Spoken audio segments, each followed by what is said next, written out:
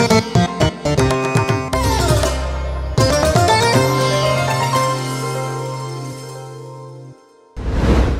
প্রিয়জনেরা, প্রভু যীশু খ্রিস্টের নামে সকলকে জানাই অভিনন্দন। কেমন আছেন? সুখে আছেন তো? আপনারা নিশ্চয় দেখতে পাচ্ছেন জায়গাটা কত সুন্দর, ক্রুশও আছে, আবার এখানে জিজাসও লেখা আছে। এটাই হচ্ছে প্রভুর ভবন। আর এই প্রভুর ভবনের সামনে একটা জায়গা আছে, তার নাম হচ্ছে এলিম। এখানে মিটিংয়ের জন্য যারাই আসে তারা এই জায়গাতেই থাকে।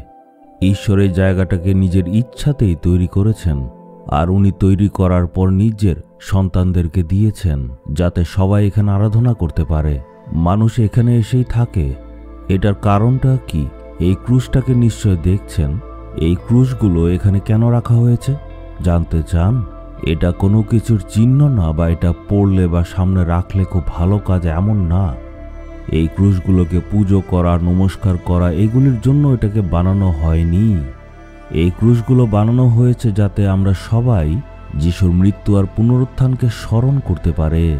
তামিল আর ইংরেজি ভাষায় একটা বাইবেলের পদও লেখা আছে, আমাকেও যিশুর সাথে ক্রুশারোপিত করা হয়েছে, আর এখন যে আমি আছি সেটা আমি না, কিন্তু প্রভু যিশু আমার মধ্যে আছে। এইটাই এখানে লেখা আছে। এখানে লেখা আছে যিশু আমার মধ্যে আছে। আর যিশু কি বলেছেন? তুমি যদি আমার শিষ্য হতে চাও, তোমার ক্রুশ তোলো আর অনুসরণ করো। এই কথাটা স্মরণ করার জন্যই এই পদটা এই জায়গাতে লেখা রয়েছে। অনেক মানুষ এই জায়গাতে আসে আর এই জায়গাতে দাঁড়ায় আর তারা ফটো তুলে। আজকে ঈশ্বরের বাক্য কি চলুন আমরা দেখি। গীতসংগীত 115 অধ্যায়ের 13 পদ। তিনি তাদেরকে আশীর্বাদ করবেন যারা সদাপ্রভুকে সম্ভ্রম করে। ক্ষুদ্র বা মহান সবাইকে করবেন। ঈশ্বর আপনাকে আশীর্বাদ করবেন। আপনি বালক হতে পারেন, ছোট হতে পারেন। সদাপ্রভু বলছেন ক্ষুদ্র, মহান, এমনকি ছোট্ট শিশুকেও ঈশ্বর আশীর্বাদ করবেন। আপনার ঘরে যদি একটা ছোট্ট শিশু জন্ম নিয়েছে, তাকেও ঈশ্বর আশীর্বাদ করবেন। বাক্যে বলছে যারাই ঈশ্বরকে সম্ভ্রম করে তাদের পুরো পরিবারকে সদাপ্রভু প্রচুর পরিমাণে আশীর্বাদ করবেন।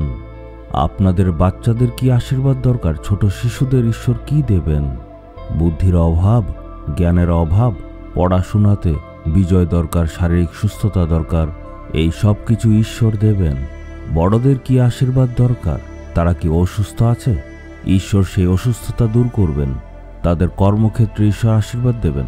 আর যদি ব্যবসা ঠিক চলছে না, ব্যবসায় উন্নতি দেবেন। জীবনের যে কোনো ক্ষেত্রে সফলতা দরকার, তার মানে আপনার সেই সফলতা ঈশ্বর দেবেন। যেই ক্ষেত্রে আশীর্বাদ দরকার সেখানেই আশীর্বাদ দেবেন আর তাদের চালাবেন। কিন্তু সেই আশীর্বাদ পাওয়ার জন্য একটা শর্ত আছে, সেটা হচ্ছে প্রভুকে সম্ভ্রম করতে হবে, মানে ভয় করতে হবে। মানুষ ভক্তি করে, ভয় করে না। মানুষ তো প্রার্থনা করে, ঈশ্বরের ভক্তি করে, কিন্তু ঈশ্বরের প্রতি ভয় নেই।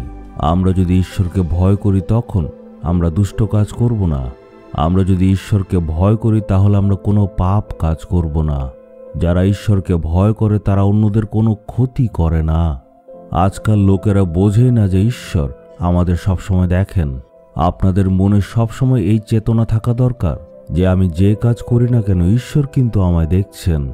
যদি আমাদের মনে সবসময় থাকে যে আমি যা কিছু কাজ করি না কেন ঈশ্বর কিন্তু আমাকে দেখছেন, তখন দেখবেন সবসময় ঈশ্বরের ভয় থাকবে।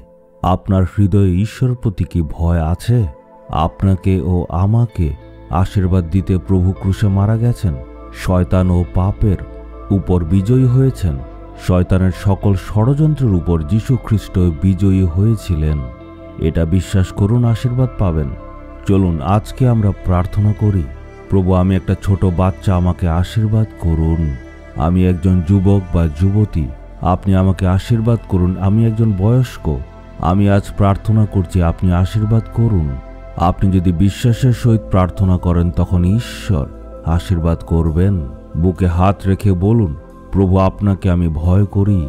আমি সকল অধার্মিকতার থেকে দূরে চলে যাব। আপনার কাছে আমি নিজেকে অর্পণ করছি। হে প্রভু, আমার জীবনের পরিস্থিতি আপনি ভালোই জানেন। আমার দরকার সকল আপনি জানেন। আপনি সকল অভাব দূর করে দিন। আমার জীবনে আশীর্বাদ দিন। হে প্রভু, যারা যারা আজকে আপনার কাছে প্রার্থনা করছে তাদেরকে আপনি আশীর্বাদ করুন। Amen, amen.